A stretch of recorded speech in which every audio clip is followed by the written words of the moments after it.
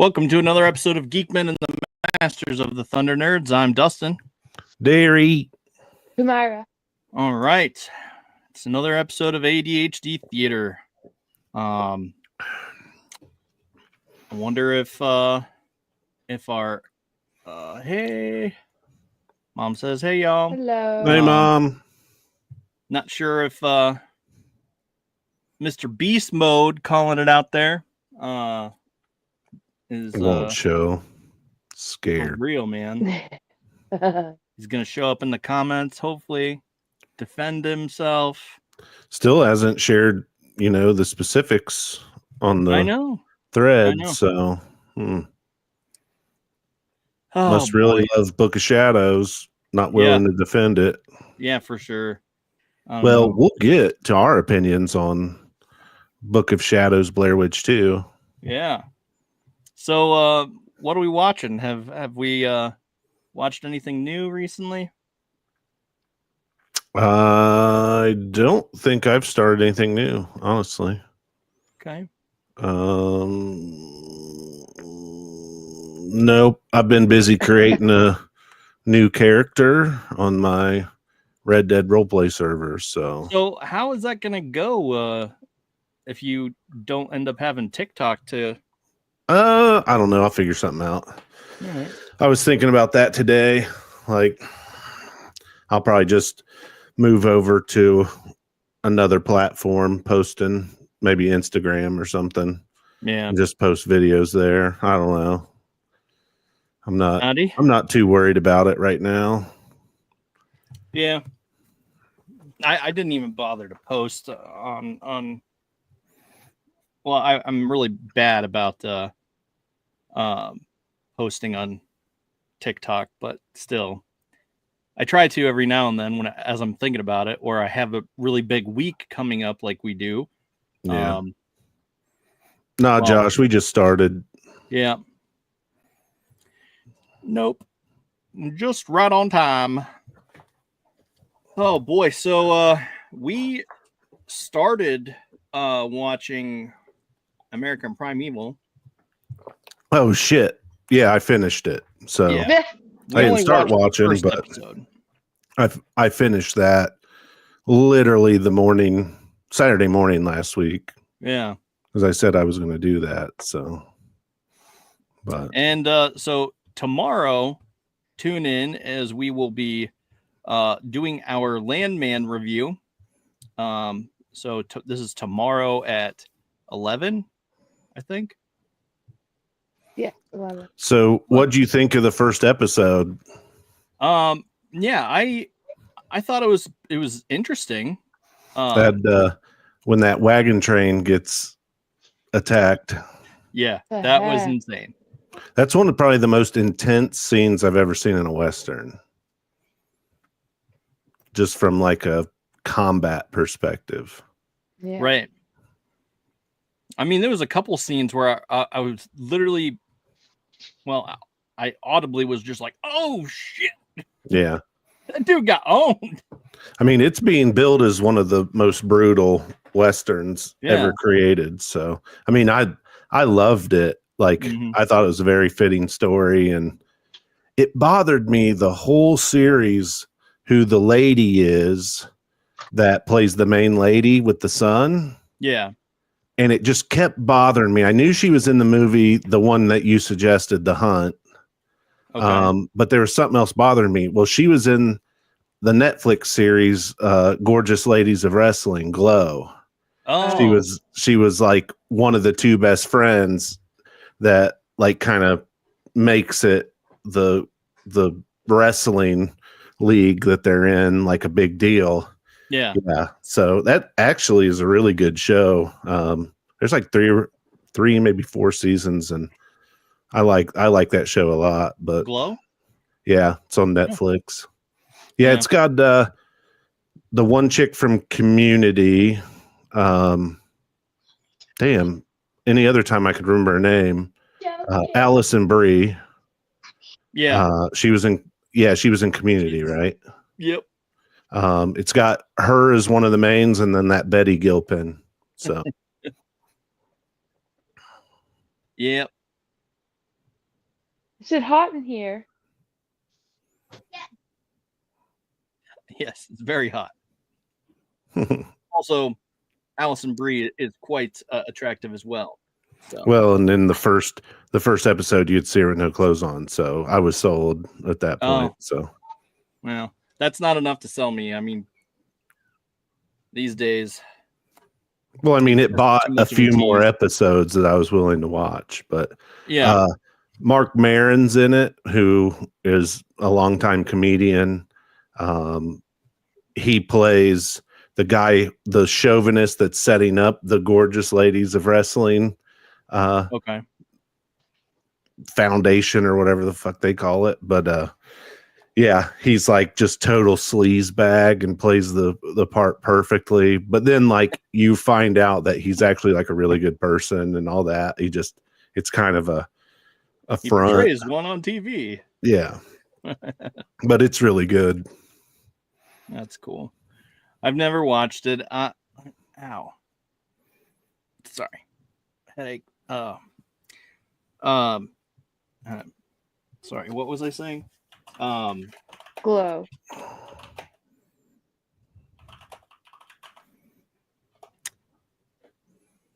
Never really watched. Yeah, I'm sorry. I totally forgot what I was trying to say or about to say. So whatever.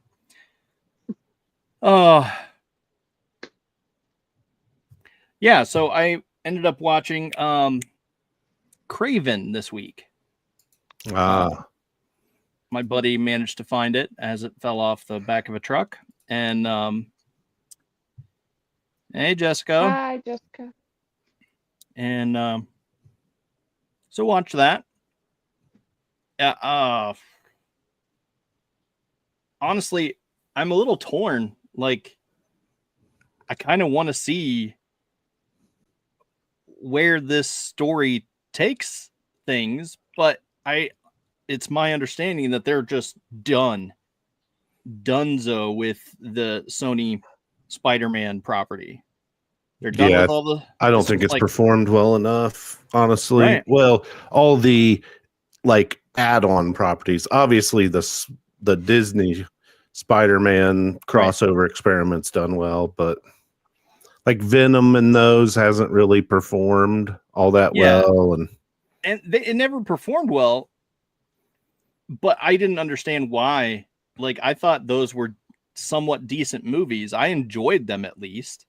Yeah, but as a fan of the character, I was like, okay, this isn't half bad. But yeah, but for a comic fan to say that it ain't half bad, it ain't putting butts in the seats in theaters for regular people, so it can't drive numbers. Right. So I mean, now Morbius and Madam Web was another story. Didn't even watch them. They really aren't anything special to write home about. So you're not missing anything.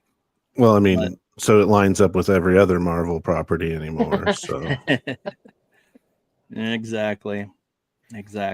So watch that, and we watched the first episode of American Primeval.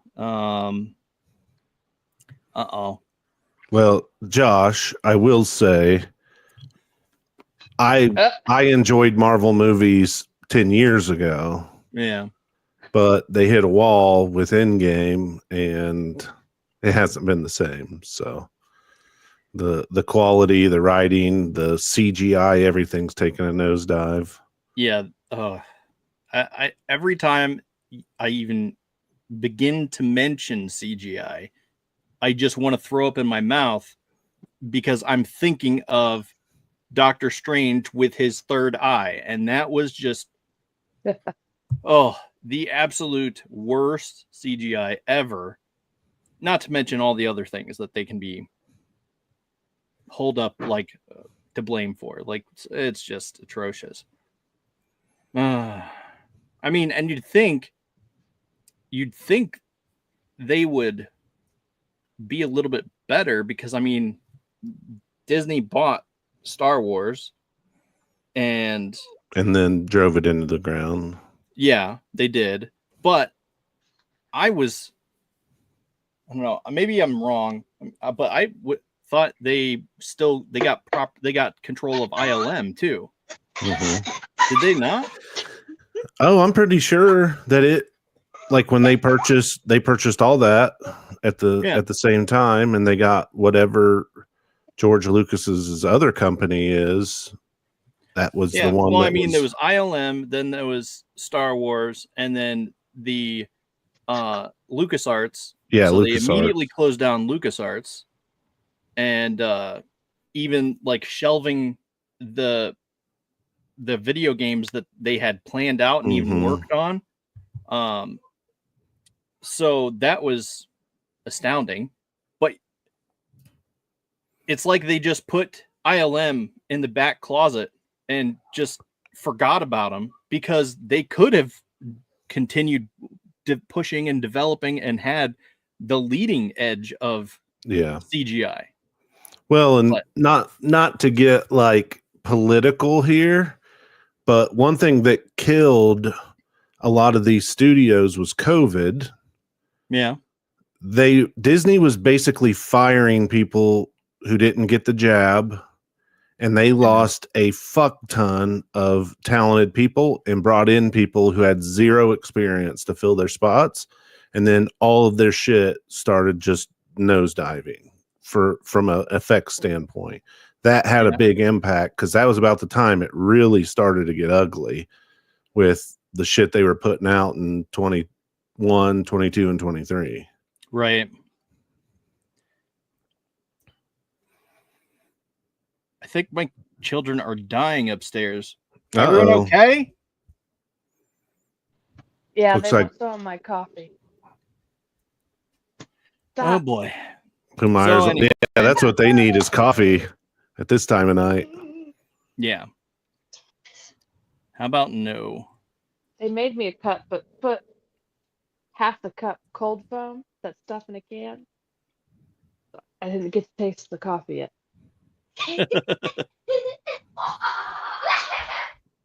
That seems like how a kid would make it. Oh my. So they offered to take some of the cold foam off of it for me and eat it. Oh boy. Put it away. Ah, children. What are we gonna do with them? Yeah. So I don't think, I thought that moment in that movie, not to take that away, I thought that was a good moment. And this too. But I don't know. We're just specifically talking about special effects and stuff that are the death front. It only took them 10 years to kill a character, a major character in the MCU.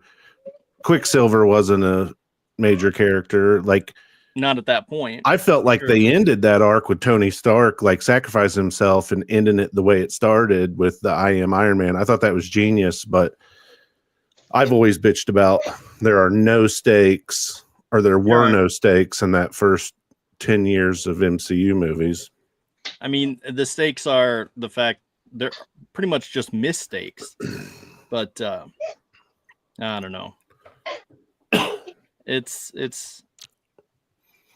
outrageous. I could bag on Marvel movies all day. So yeah, I'll just move on. Yeah, I feel like that's probably a good bet. I mean, we do have movies to talk about, but let's see the other movies. Well, I don't think movies. I've been rewatching Longmire. And I love that series. It's a great series. It's good. I do, looking back on it critically, I do feel that they needed their own soundtrack, because I think it was like the first or second episode comes on and they're playing like some random like hip hop Billy whatever crap, like it wasn't even like cowboy, it was like just it was just awful. And it's like, oh man, that's what this series needed. They needed They needed their own soundtrack, like Yellowstone did. You know, if someone was going to play music, well, they needed a play it live. score. A theme. Yeah. Yeah. About to say, wait, what? You're saying that they need a soundtrack, but you're saying the music was horrible. No. Well, the music that they played in the background, Yeah. a lot Yeah, of times gets so- incorporated to the soundtrack of a movie, but I didn't think anything was really that good in the first.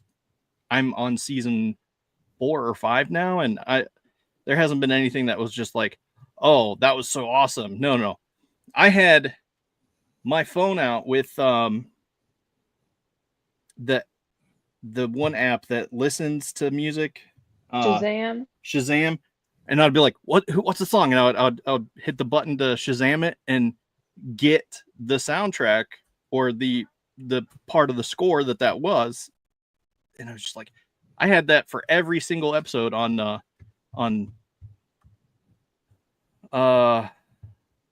children, stop coming up and down. I'm losing track. all right, all done. What was I saying? Oh, Yellowstone. It's like, man, that was awesome song. Play it. No, nothing like that with these, but there's been a couple poems or whatever that they did that they read. I'm not even sure who it was by, but I was just like, oh, that's cool. But I honestly don't know what's going on with Josh Perry talking about Final Destination. He says in the next comment they're the worst, which, I mean, I would agree. I could probably go and eviscerate the first Final Destination movie because I went and saw it in the theater and absolutely hated it. Yeah. Well, I don't want to keep yapping. I'm just being boring over here. But yeah, I think that's pretty much it. We, other than our main shows that we watch, like Rookie, Will Trent, Found, stuff like that. But yep, that's pretty much it. So you want to talk about these movies? Yeah, we should jump into Blair Witch Project and Book of Shadows. Yay. We're skipping What's in the Box. We don't. Monday nights. Yeah, that's on Monday. Oh boy, you're not gonna share what's in the box. I'll share it Monday. Aren't you itching to share it? No. They already said last Monday that I'll be, if tracking goes well, I'll be getting the addition to my house this weekend. Yeah, a piece of furniture. Yeah. So, for those wondering, Wow. I did get Cat's Lair. We'll talk more about that on Monday. I will say something on the figure front, since I'm not, on that show on Mondays. So I got into Hot Toys, just Star Wars Hot Toys a few years ago when the 40th anniversary. Like, I'm not going to get a lot of them. I've only got 2 Hot Toys of Star Wars in 5 years. I got the 40th anniversary Empire Strikes Back Darth Vader that comes with like the Cloud City stand. Yep. And then I've got Bespin Luke where he's in the tan suit. Yeah. From Cloud City. And then like I've just been like biding my time. Like there's a couple Anakins I want, but they were released. I wanted the evil Anakin from where he fights Obi-Wan. Yeah. But that one was done so many years ago, and it's like $700, $600. So I'm like, I am not freaking spending that. So I've always wanted the evil Anakin to go with my Darth Vader. But basically, one of my favorite Sith in all of the extended universe is Darth Malgus. And they literally they they showed Revan. I found him a few months ago, and Eric Bertram, Darth Burney, pre-ordered them, and I was like, man, I just really want a Malgus. And then literally like a month later, they drop a Darth Malgus, so I'm gonna have to pre-order that because I've still got 2 shelves in my DTOF for other Star Wars characters. So yeah, I would have had those filled already. I mean, I have 2 currently. I have You have 3. 2. Oh, Hot Toys or DTOFs? Hot Toys. Oh. So I have Mando with Grogu in his pram, and then I have Boba Fett, the deluxe Boba Fett that actually has 2. Well, it's 1 figure, but you essentially get 2 in the same box. Like, one, you have his head sculpt without his head, without his helmet. And so right now I have it posed like that, where he has his cloak on, the one that he had with the Tuskens, and then I have his armor where he came back and got suited up again. That first time in Empire, or not Empire, in Mando. But such a good thing, good figure. But that's all I have. But I want to get Luke. I want to get Anakin. I want to get. But yeah, it's just like, nope, those are too dangerous for me. Instead, I'll do this other thing, which also is like, really, what? Wow. Anyway, I digress. What movies are we doing? We are covering Blair Witch Project and Blair Witch 2: Book of Shadows. We'll talk, and then at the end we'll get into what we're next week. We didn't really land on anything yet, but not yet. I think we'll have a couple good picks for next week. Yeah. But all right, so let's talk about Blair Witch. So you 2 hadn't seen it before? I had not seen it before. Okay, well, I'll let you guys start then. So this was weird. Come to find out, my mom had seen it at some point, either on TV or tape or whatever the case may have been. She's like, "Oh yeah, I saw that." I'm like, "There's no way you saw that." And she's like, "No, I did." I'm just like, my mom watched it. She told me to leave the room. Well, that's a different story, but anyway, I'm sorry. That movie was brutal. Yeah.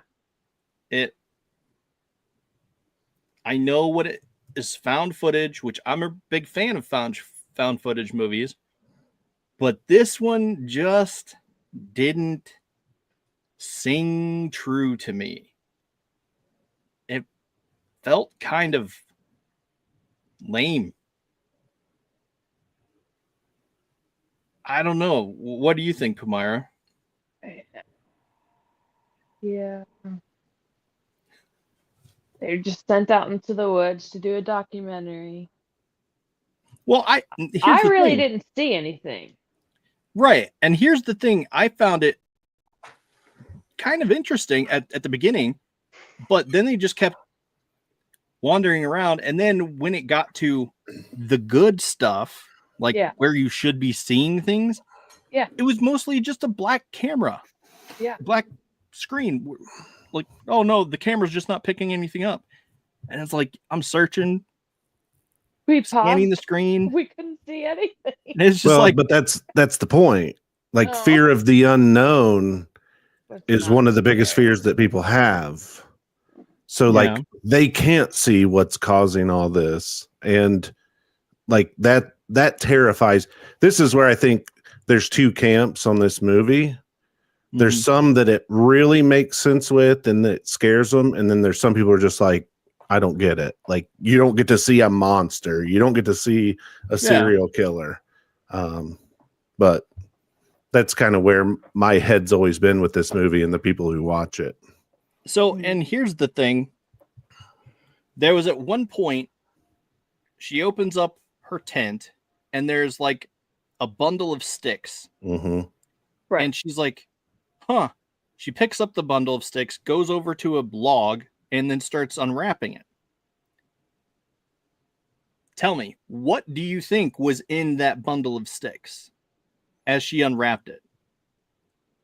It looked like hair and teeth. Yeah, I've always understood it to be teeth. It's at Josh's teeth because he's the first one that goes missing. Yeah. Yeah. And somebody told me one time that his ear's in there as well. I've never been able to make out, like, Yeah, it was because it's tied together with pieces of his shirt covered in blood. Yeah. Yeah, that's what I got. But I thought it was also like his tongue. It could be. And it's like, I thought that was kind of a cool thought. Like, she had his tongue, which enabled her to mimic his voice as he's calling out to them, and why they all jumped out and ran to try to find him and couldn't find him. And here, this spirit or whatever the heck it was is using his tongue to call out. And it's like, oh, I thought that was kind of interesting. I was like, oh, maybe it's that. But then I don't even know if we ever got another second look at it, but I was like, do you think that's what it was? And Pumara didn't know. And I don't know. So looked like scalp and teeth. Yeah, something. I don't know. So Josh Perry says it was Josh's eyes and tongue. And they may have clarified after the fact that this is what it was. I don't remember any of that, but yeah, I didn't get that either, but that's what I was waiting for them to say, and then I don't think they ever said it. No, she just freaks out at that point. Yeah. And so Josh also says that not the Josh from Josh Perry in our comments. It says it gets worse when it gets dark. Well, and I mean, people who are extremely afraid of the dark, like, this movie really fucked with them. Yeah. Because being alone in the woods at night, and coming from somebody who grew up on a farm, who spent lots of time in the woods, in the dark, camping out, all that kind of shit. Like, this was one that when I was younger, I think I was 14 when this movie came out, getting ready to be 15 or something along those, maybe 15 at that point. Yeah, I would have had to been, because I was in driver's ed when this movie came out. And like, it was something that, like, out in the country in the Midwest, shit goes bump in the night. Like, I don't think people understand that. Like, you go outside and it gets a little weird after dark. Yeah, for sure. No, I get that. And I mean, I grew up in the country too. I mean, a majority of the time I was, a good majority of the time I was at my grandma's house, who lives in West Virginia. And that's a different story. Yeah, no shit. That's like Deliverance. Right. So you got a dirty mouth.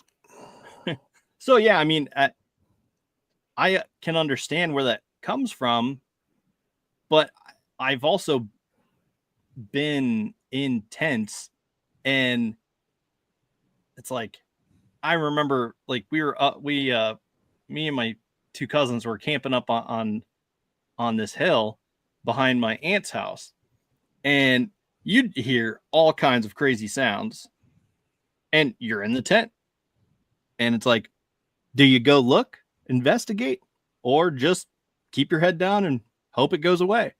So it's just like, at some point, it's one of those things like, huh,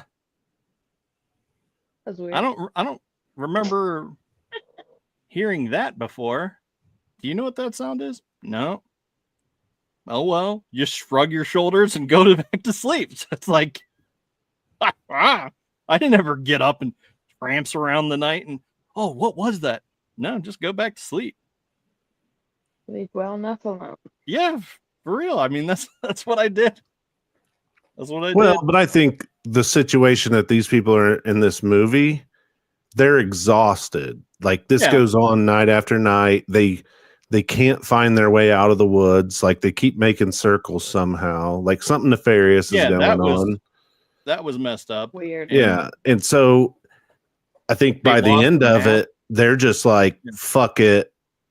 Let's go see if we can find Josh. Like, and just resign themselves to the fact that they're just going to go and try to figure out what the fuck's going on. And like I mean, they've had how many nights without really any sleep at that point, just like tormented the whole time. And I'm not going to say that, I'm tougher than they are, but no, I imagine that would get to you, but I still would have stayed in the tent, but I don't know. Well, that's where they were braver than you. I guess so. I just know better than to do that kind of stuff. So yeah. Well, it seemed like when their tent started like shaking violently that something was coming for them. Yeah, no, whether they stayed in the tent or not. And right. It wasn't that was the night when it destroyed their camp too. Like they went and hid, and then when they come back, all their shit was just destroyed. Yeah, and then Josh's I don't know, whatever it was that he was looking at, I couldn't really tell what it was. I think it was his water bottle or something. He touched goo. He was like, there's goo on this. What the heck is that goo? And then at the next night, he was gone. Yeah. So, I don't know. She marked him. Well, I here's thought the stones were kind of cool. It's like, oh, hey, look, there's all these stones. And then here's all these stick people. And it's like, that's when it started getting interesting. It's like, ooh, okay. Yeah. Well, one of my biggest criticisms of this movie is I don't like how they start off like investigating this witch and Coffin Rock and all that. And then all of a sudden it flips like towards the end to this old man in this house with these kids.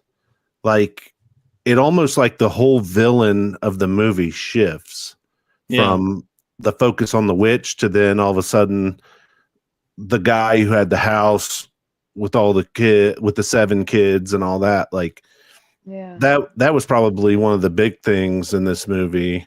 I wish it would have stayed more about a witch. I do wish that eventually you would see or at least get a notion of what it is that's causing some of this. Right. That was something that it's a very fine balance between fear of the unknown and then seeing, even if it was like in a shot, just like moving, like you saw an actual form of something like that was out of focus or something. At least that would add that, there's something that you could see other than just like unseen forces or whatever. Right. This,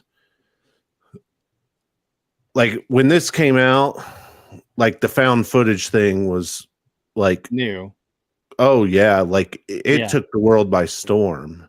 Like a lot of people don't understand that this movie was a phenomenon when it came out. Like it was crazy. Like for the first 2 months that it was in theaters, people were like, is this real? Is it not real? Like there was all this mystique around the movie, which they allude to in Book of Shadows, which we'll talk about here in a second. But I mean, it was crazy. And like, it was recommended to us so many times to go see it and all this, because I think it came out in July and we didn't go see it until August maybe.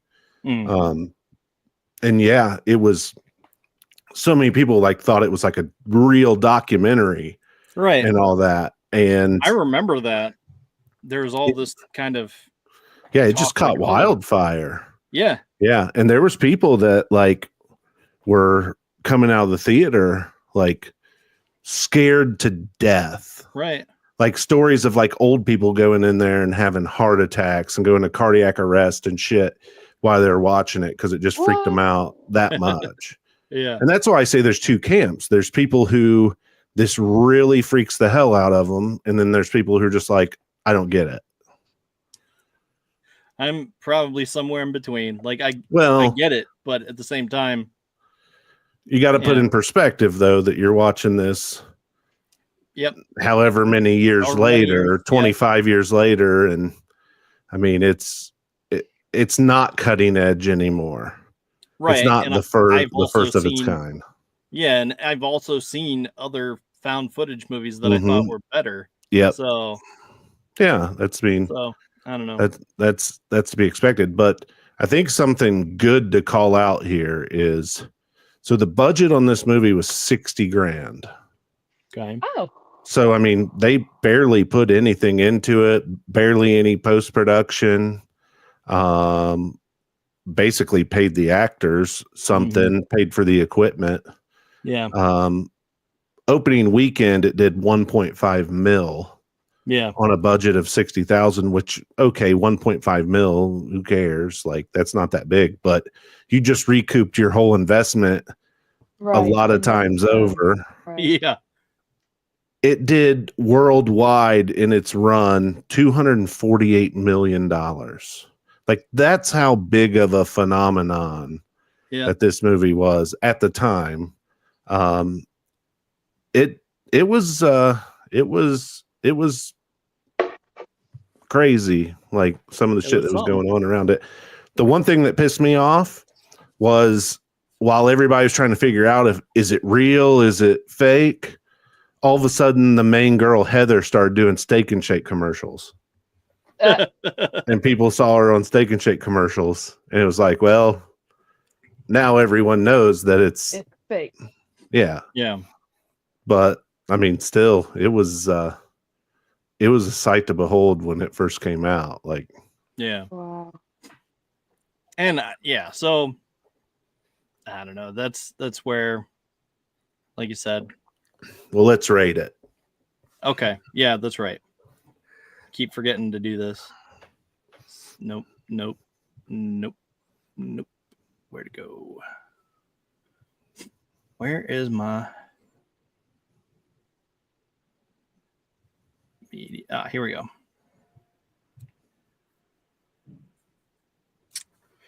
Kumira, what do you give it? 2.5. Yeah, fair. I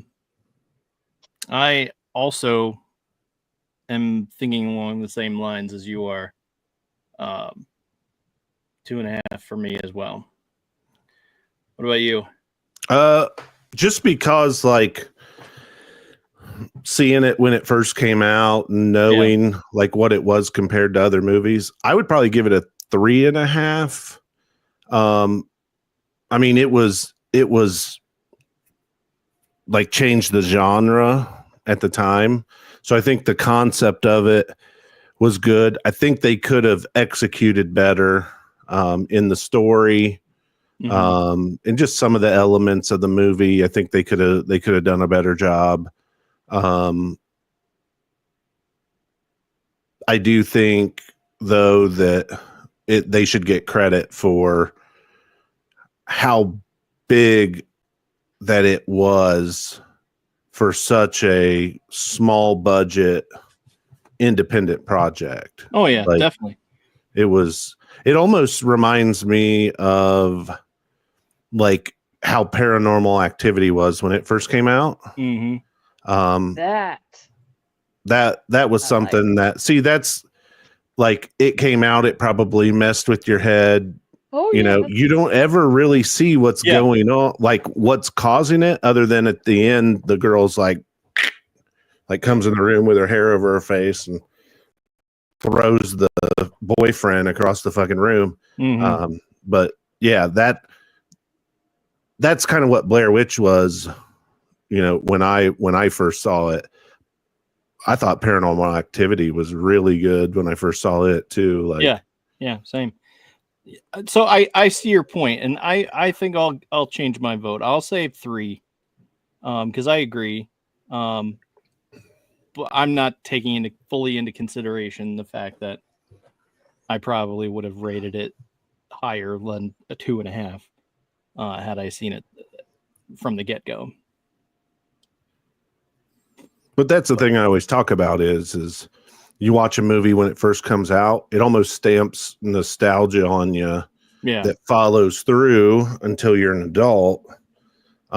Where somebody might watch a movie that I love from the 80s and just be like, if they just see it now, they're just like, meh. Like, it's weird because my stepson, I would say, probably likes Back to the Future as much as I do, which is, I mean, but that's a movie that I think no matter what age you are, like it holds up really well. Yeah, it does. Like, so, but yeah, I didn't like, see that until I was an adult too. Yeah, that's a trilogy, in my opinion, that's hard to beat. Yeah. Because I think a lot of people didn't like the last one, like where they're in the Wild West. I thought it was awesome. Yeah. No, I thought it was great too. Yeah. Yep. Definitely liked it. But yeah, so 2.5 here, or 3 stars for me. So I enjoyed it, but that's like you said, I thought Paranormal Activity was really good, and I know for a fact that Pumaro was scared crapless out of it. Well, I mean, that scene at the end is such a jump. Like the first time you watch it, it's still creepy, like to watch. Yeah, for sure. Like it's one that I remember feeling, I was like, ooh, I got goosebumps, like that's cool. And it was to the point where she didn't want to watch anything scary for like a good couple years. 5 years, 5 or 6 years. Yeah. It was a while before we ended up watching anything scary again, because that's how freaked out she got by it. So yeah. So I get that. Paranormal Activity, and then our niece goes, well, that invisible man wants to know why it's so dark in here when they stayed the night. And I'm like, nope, no more. Nice. She's like, yeah, the man wants to know why it's so dark in here. We're like, what man? Oh, the man. What are you talking about? Nothing. Never mind. So then we all right. Every lantern in the house. Do you guys want to set up this Book of Shadows for anybody who hasn't watched the last few episodes? I mean, I'll go through the story of how we got here. All right, fair enough. Because if you haven't watched the last few episodes, you need to understand why we picked to review both of these movies. Which I hope we end up doing the 2016 one too, because I actually thought it was pretty good, because it's like an updated continuation of the first movie. It doesn't really, I don't think it takes into account Book of Shadows, which is a very positive thing. But we were talking on an episode sometime back in the late summer, early fall, about the subject of Blair Witch came up. And Zombie was on with us at the time, who's our other co-host, who's on Side Quest right now. And we got to talk about Blair Witch, and then all of a sudden Book of Shadows came up. And basically, between Zombie and I, we expressed how much we hated it. And I think Zombie called it hot garbage. Well, Dustin will have basically AI create shorts of the show, and it posted one that basically was us talking about Blair Witch and Book of Shadows, and it titled it Blair Witch and its hot garbage sequel. Right. And there was a viewer on YouTube that saw this, whatever they call them on YouTube, shorts or whatever. Yeah. He saw it months later and decided to comment that he totally disagreed, and Book of Shadows had its own merits, and if I didn't like it or Zombie didn't like it, that our opinions didn't matter. So and Mr. we need Beast to basically mode. shut our mouths. Yeah, we should never review another movie again if we didn't, respect we it. didn't like that one good. movie. Yeah. So I typed out a response, and in my normal biting style, it probably wasn't the most respectful, so I deleted it, and I typed out a new one that was like, "Hey, Mr. Beast Mode, what we can do is we'll make you a deal. We'll rewatch the first Blair Witch and the second Blair Witch, and we'll set up a show in the near future where we review Book of Shadows again, because it'd been a while. I think I've only seen it twice before this. Yeah. And I didn't like it in the theater, and then I went back and retried it years later and still didn't like it. So I never watched it again. Well, we were like, hey, we'll go do that, but in the meantime, you need to list here very specifically what are those points that you think that this movie has that are very positive, that make you, support it, like it, love it, whatever. Yeah. Well, radio silence. We never got a response from Mr. Beast Mode. No. Giving us specifics on that, but being the kind and caring people that we are, we were like, hey, we're still going to do this. So if you're out there, buddy, we're still doing this. Yeah. And that was the whole reason why we got on reviewing these two movies. And now we're going to jump into our discussion about Book of Shadows, which Mr. Beast Mode loves, and I still fucking hate. Oh. And I may hate it more now. Yeah. Than I hated it. We had before. to watch it. No, just because I hate it. Like it's. Don't get me wrong. There's some positives in this movie. We've seen some really bad horror movies over the last few months. The acting in this, not terrible, not great, not terrible. Yeah. You got to think, what's that guy's name? The main guy, Jay Donovan. Yeah, he's from Burn Notice. Yep. Like that guy's a good actor. Like this was early in his career. Yep. None of the other actors in this movie are well known. Nope. I don't think it was the acting that was the problem. It was the script that was the problem. You can only do so much. Like there's a famous saying, you can't polish a turd. Yeah. Yeah. Well, they were handed a turd. And I mean, the one thing that makes me hate this movie the most is the beginning. It totally downplays and kind of shits all over the first Blair Witch Project about, it just being this movie phenomenon, which, I mean, it was, but it almost is like a fourth wall breaking moment where this movie is kind of poking fun at the original. Yeah. And I hated it. Like, same feeling that I remember I always got was like a year prior, you have this groundbreaking movie that changes the horror genre, and then you create a second movie that totally discredits it. Yeah. Right out of the bat. You talking shit about my movie? And like what kind of series is that you've got to discredit your first movie to try to make your second movie better? Right. And I was just like, this is dumb. Like, this is the dumbest thing I've ever seen. And it just went downhill from there. So No, I'll let you guys. I mean, I remember a share lot some of that opinions. stuff. I remember a lot of that stuff that they were talking about, and it's like, oh yeah, I do remember people thinking that. I do remember people, thinking it was real and all that, and that helped refresh my memory because I do remember that. Because even though I didn't watch it at the time, I remember. I remember what daily life was like. Everyone talking about this movie, and I'm just thinking like, okay, so what is the big deal about this? Oh, it's just some girl gets worked up and she runs through the woods crying, and it's not worth your time. And that's what someone said to me at the time, and I'm like, I won't bother with it then. So I don't know. But I remembered that though. I don't think you could follow up the Blair Witch Project with a found footage movie. Like it'd just be like, meh, like, okay, this happened again.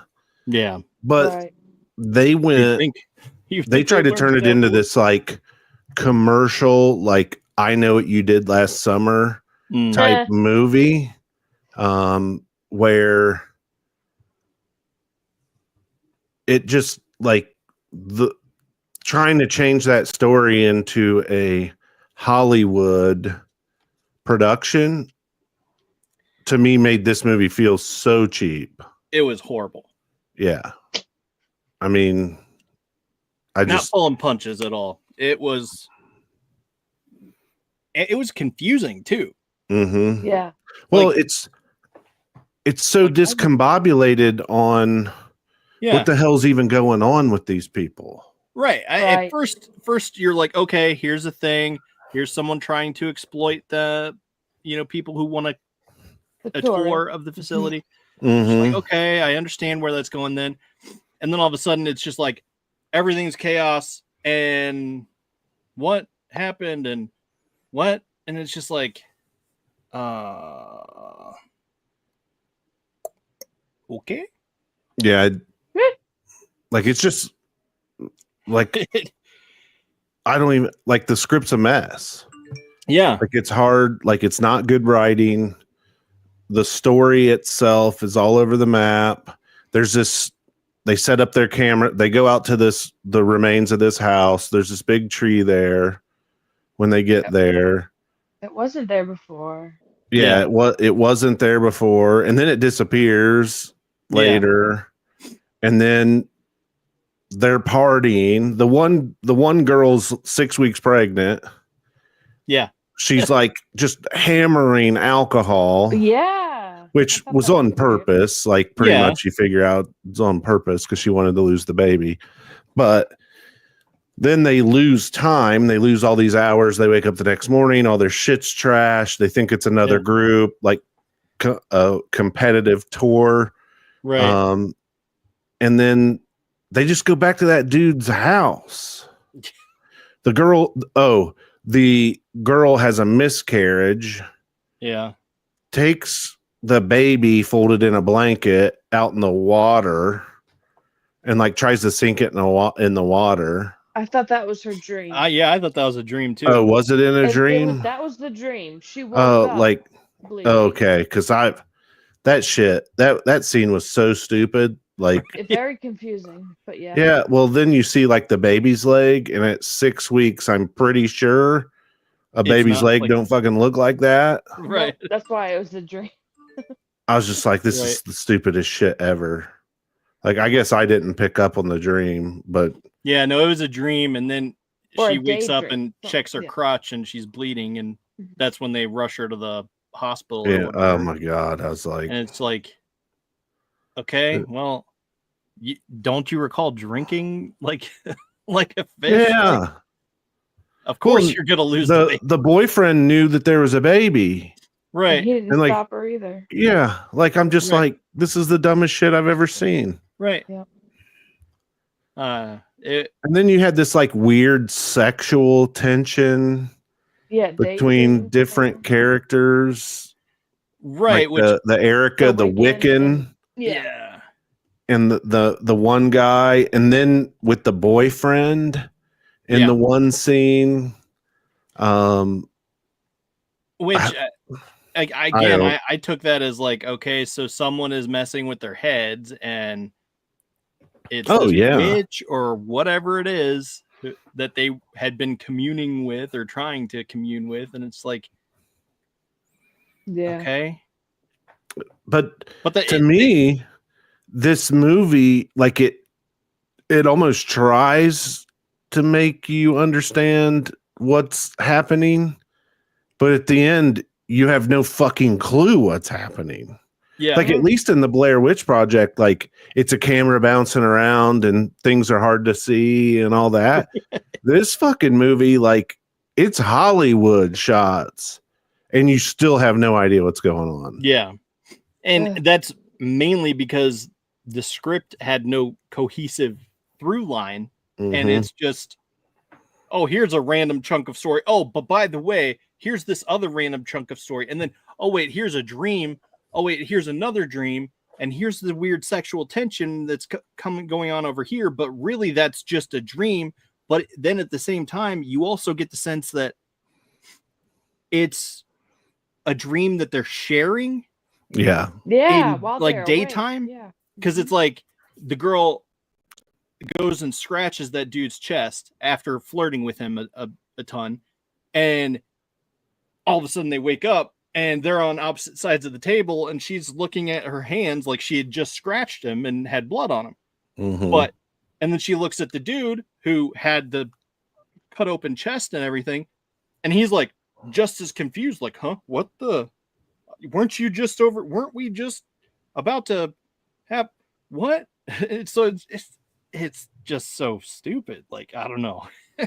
Oh yeah. And then you start getting all the scenes with the one chick, like with no clothes on, like that served no purpose. It was like, totally there to, you know, for all the. Well, that's what I'm saying is the people who rate this movie good are like the guys who were probably between 11 and 14 who got to see a naked chick. Right. Yep. Yeah, and so now they associate this movie with their boner. Like, and think, oh my God, like I remember that fondly. Like it's like me and Demolition Man, like pausing the scene where the chick's on the telephone screen. Yeah. It just, to me, like it was not needed in this movie. They tried to make it like a typical horror movie with some nudity in it, like go all traditional. I'm telling you right now, if you want to watch a movie with nudity in it that's along these same lines, the Blair Witch Project is better than this movie. Oh man. It's like a late 90s softcore take on the Blair Witch Project. Remember that, fans? Man. Blair Witch Project. Blair Witch. Because my buddy had it and he had like taped it off of, I don't know, HBO or something. And I borrowed that shit and enjoyed it. So yeah, check that out before you check out Book of Shadows. Yeah, it's probably better storyline altogether. I don't even need to look at the rating sheet for this one.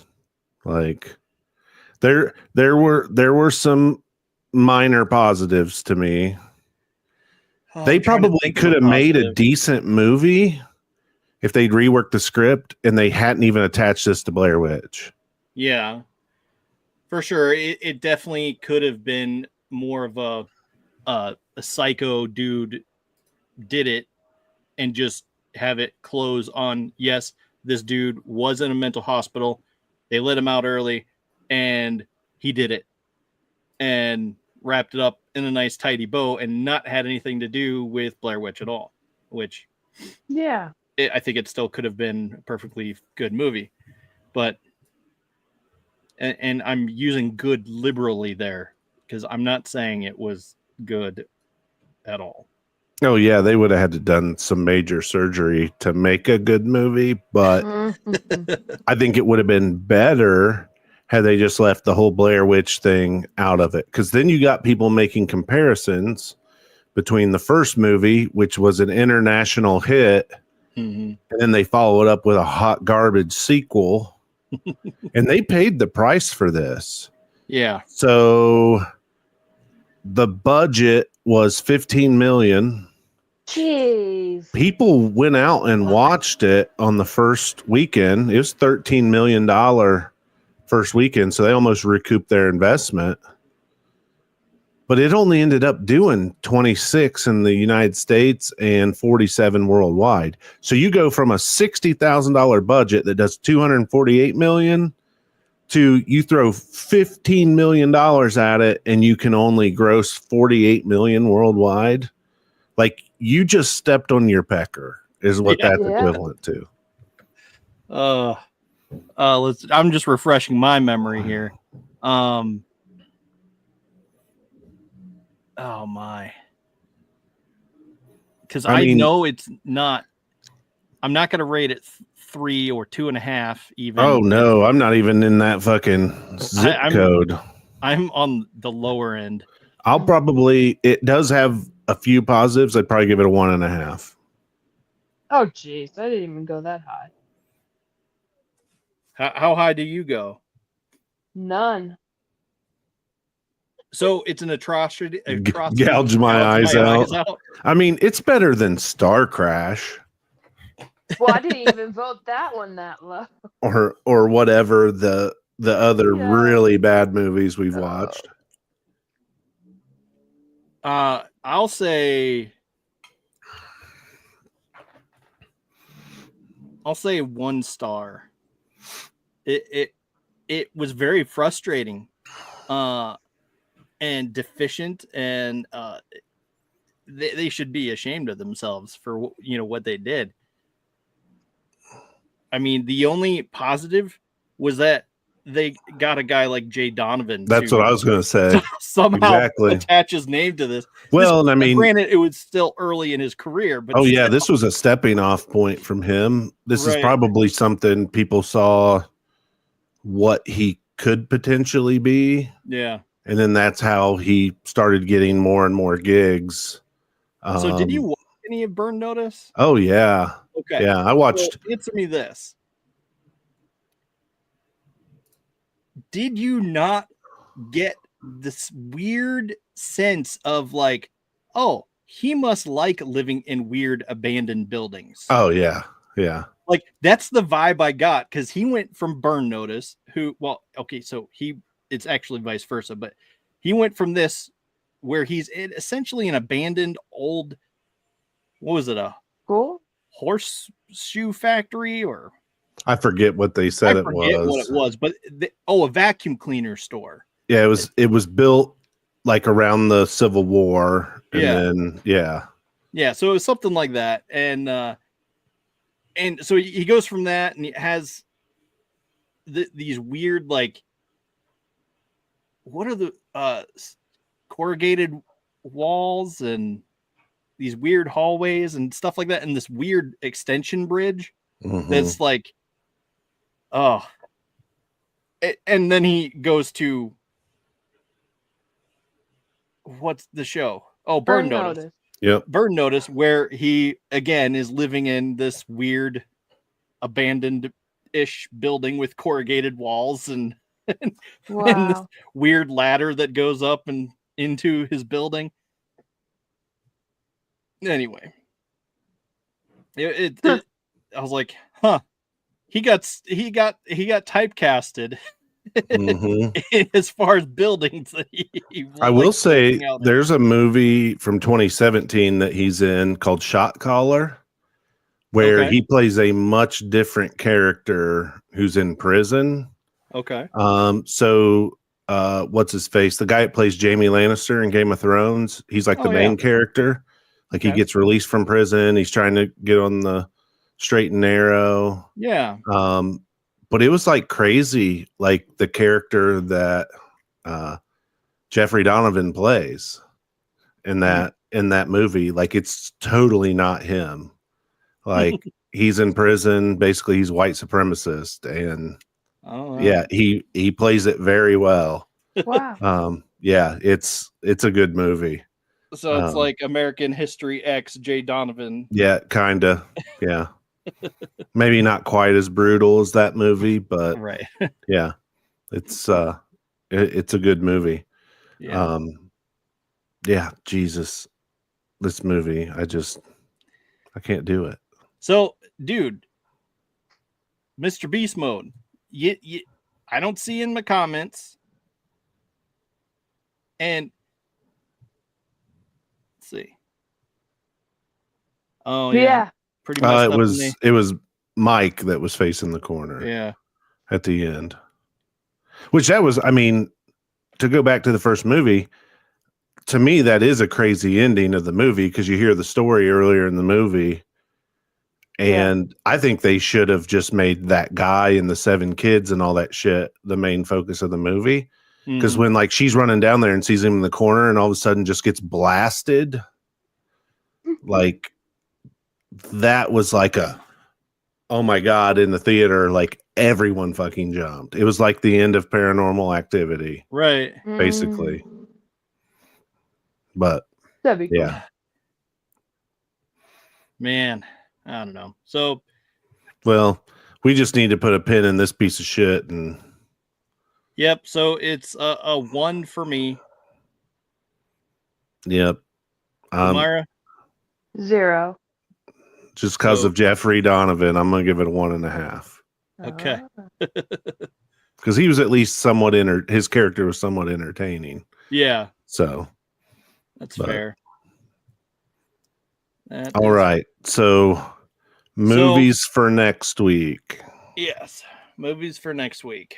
Where are we? Okay. Well, you had thrown out there, I don't know if it was after last show or the show before, but you had thrown out The Hunt, which is free on Amazon Prime. Didn't you put that in the chat? I don't remember. Let me look it up real quick. I'm pretty sure you did. Like you asked us, hey, would you guys be interested in reviewing this one in the future? I think so. Which it's one I've always thought about just watching and just never have. Yeah. Oh, wait a second. Horror movie banned in the USA. Yeah, The Hunt. Now available on Netflix. Okay. Oh, yeah. Because it's got that lady from American Primeval in it, Betty Gilpin. Okay. Yeah. Do that one. Yeah, I think that one would be a good one. And you said that's on Prime? Amazon Prime. Yeah, I already went into Amazon Prime and confirmed that I could start it for free. Okay. All right. So let's do that one. And I mean, you threw out some good ones earlier on that were on Tubi. Yeah. So let's try.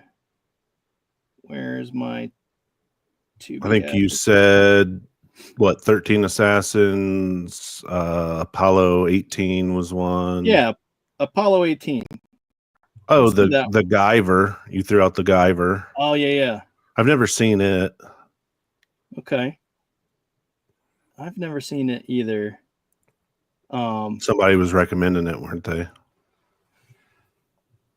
No. Like I said, I've never seen the movie, but I have seen the Guyver anime. Bio Booster Armor, and it's like an anime off of this movie, or I think. I'm not sure what order it came out, but well, the Guyver was 1985. Cool. Yeah. So the Guyver and whatever movie you just said, The Hunt. The Hunt. The Hunt. So let me type that in to the comments. The Guyver on Tubi and The Hunt on Amazon Prime. All right. And as far as that goes, tune in tomorrow at 11 a.m. We'll be talking about Landman and giving that review. We're gonna, like our other, if you've never seen our other reviews, we sort of dive deep and actually break it down and review each episode and sort of talk about it, and then we move on to the next episode, and so on and so forth. And we usually do that in like an hour ish. I think the Shogun review, we had a little bit more time, but that's also because we absolutely love that type of thing. Oh, that's the other one we need to remember for the future, is that Uprising movie on Netflix. There was that the other samurai movie that I brought up like a couple weeks ago. So yeah, I'll have to put that on my write it down on my list here to make sure. Yeah, and it was okay. So this is also just shop talk. Do you want to maybe do American Primeval sometime soon? Did that show interest you enough to? Oh yeah, want to do a review? One. Yeah. Okay. So we'll make that a priority for us to watch. Yeah, and it's only six episodes. Yeah, so it's not a big time consumer. It is for us. Yeah, well, I mean, we barely could fit in the movies to watch this week. Yeah, I watched it basically in 2 days. I mean, that 6 hours, if you have time to binge, isn't a big binge. I mean, I've binged 12, 14, 16 hours of a show in a friggin' day before. So yeah, and I mean, I've watched that in Longmire episodes alone this week. So, but that's also, you know, a show I'm not watching with Pumaira, and we've already watched it before. But anyway, I think that would be fun to do. And I don't think we ever ended up, we talked about it, but we never actually ended up doing a review on The Gentleman, right? Oh, yeah, I don't think we ever did. Yeah, I thought we did. I even have the thumbnail, but yeah, I went and I couldn't find the episode. I'll probably have to rewatch that damn thing just to. I know, right? Remember it all. Yeah. So I don't know if that's even something we would want to do again in the future. We should. We should definitely do a week where we do 2 Guy Ritchie movies. Yeah. Especially if there's ones that like we haven't seen, or someone hasn't seen. Because I mean, I think I've seen them all. I made a point to go back and watch like Lock, Stock, and Two Smoking Barrels. Yeah, I've seen that. Rock and Roll and all that shit. Yeah, Rock and Roll is probably, it might be my favorite of them all. Oh, just really? Because of Johnny Quid and the Quid Lickers. Like that dude, heroin addict, like he's so good. That's funny. Oh, but I know we were talking about doing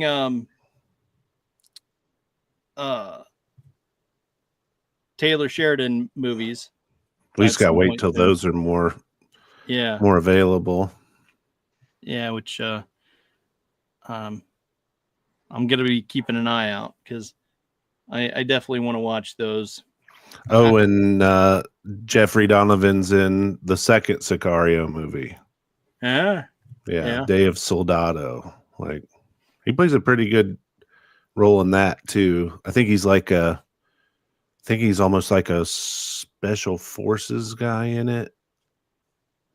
Almost like a special operator that used to be an assassin or turns into somewhat of an assassin. I can't remember.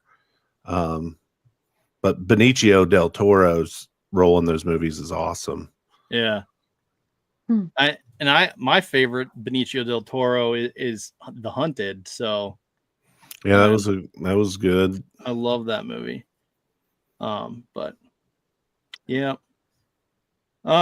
So join us tomorrow. We're going to be talking about Landman, and then come back next week, or come back on Monday. We'll be talking about its freaking figures and a little bit of figure talk, and then next week we'll be reviewing those movies, and hope you join us. And until next time, Thunder Nerds ho! Peace out.